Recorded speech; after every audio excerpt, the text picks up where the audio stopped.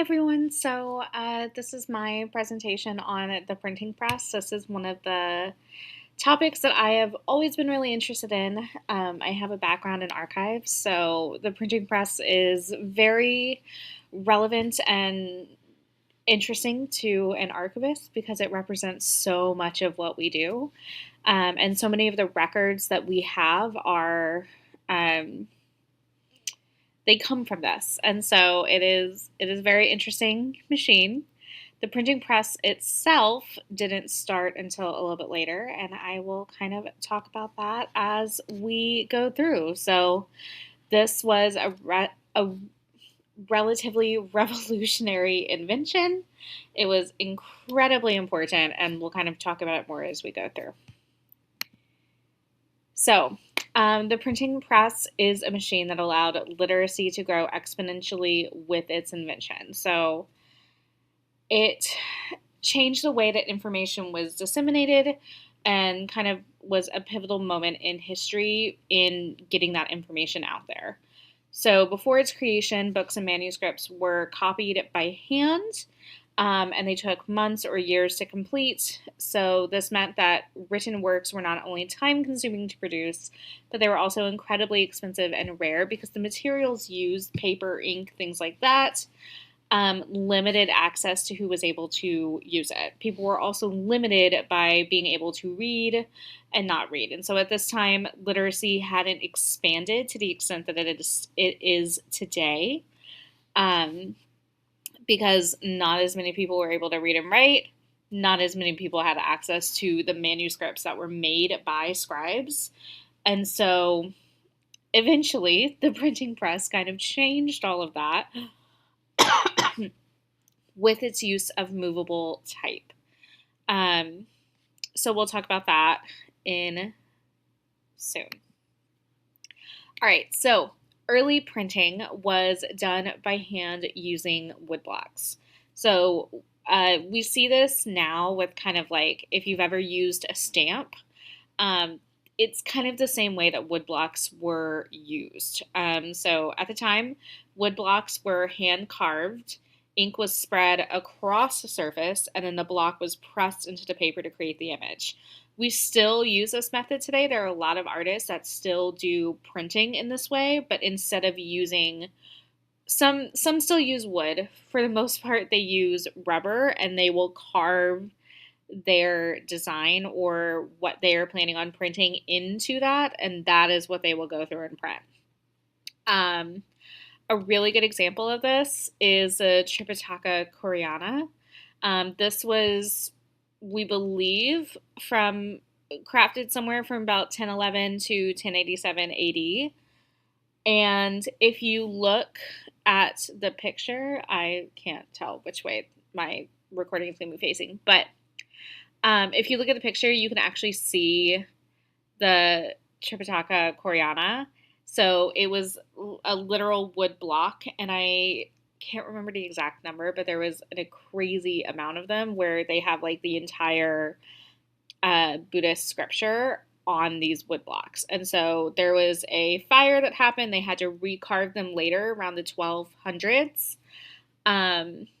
But we still have evidence of these today, and you can see it in the picture. It's actually really, really cool, and now I want to go visit it. So the next invention we have that kind of on the path towards the printing press and the kind of history of printing overall is movable type. So we go from printing stuff or carving wood blocks and then using that to print pages to movable type, which is when we have essentially a board or an iron plate that you could attach different letters or characters to. We have ceramic type that was invented about 1041 to 1048 by the Chinese inventor Bi Sheng. So it originally used clay and glue that were baked together and created essentially a porcelain or a ceramic character or type, and then they were attached to an iron plate. We have wooden type that was invented around 1297 by Wang Zhen, And then we have metal type that eventually was developed in Korea about 1403. So about 100,000 pieces were cast in bronze, and it was ordered by the king that it would be cast, which was fairly cool. And then the most famous aspect of this that we know is the Gutenberg press. Um, so, the most famous and well known printing press is the Gutenberg press. Aspects of this printing press are still used in modern drill presses that we use today. So, Johannes Gutenberg is from Germany and he invented a new type of printing press. So, the printing press relied on a wooden screw to be able to turn, and essentially, he helped get the downward movement so that you could print multiple pages in a given set of time. And so previous to this, we only had like hand pressing. We had some forms of pressing that were beginning to be used because in the medieval period, we had some presses, but this was the revolutionary press of its kind in the West. And part of what Gutenberg is very well known for is that he printed the Gutenberg Bible, which is the first book printed with this type of movable type in the West. So that is part of why he's so distinctive, is that he is who in the West we have kind of identified as kind of the most famous printing press, and a lot of people call him the inventor of the printing press. He is an inventor of this specific type of press and the specific use of movable type in terms of creating the book as we know it in modern day. We do have evidence that in approximately 1307, a book featuring Buddhist teachings, Jikji, was printed using movable type in Korea. So we do have evidence of a book and printing press in the East as well. And so I mention that because a lot of people think that this is like the only example of this, but the history of print has a long history behind it, even like before Gutenberg. So I always think that's really interesting, and people don't always realize the level of history beyond Gutenberg. We have later renditions. So we still use printing presses, even though they are in a different format now. So we have metal presses, which were invented in the 18th century.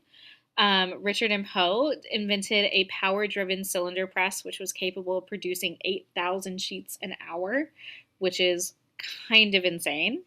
Although we print even quicker now. So we have offset printers, the 19th century. So this changed the way color and commercial printing work. So if you look at the picture on this slide, this is an offset printer, and is a little bit more familiar to what we know with modern printing. And so, and then the impact. I think that printing presses have had a great impact on the creation of printing houses, the wider spread of literacy rates, and the modern book industry. So scholars today are kind of still questioning aspects of printing history. So printing history has changed into a conversation about publishing history. So originally, books and things were published through the printing press and then disseminated from there. Now we have publishing working in a different way. So we have people publishing on different types of platforms through social media. We have people self-publishing rather than going to publishing houses. So publishing and printing and the history of all of that has massively changed. And there are all kinds of questions that are coming out about modern publishing versus that have developed because of things like the printing press, which I think is really interesting, and I felt it interesting to mention. So, last but not least, here's my bibliography. If you have any questions, feel free to reach out. Thank you.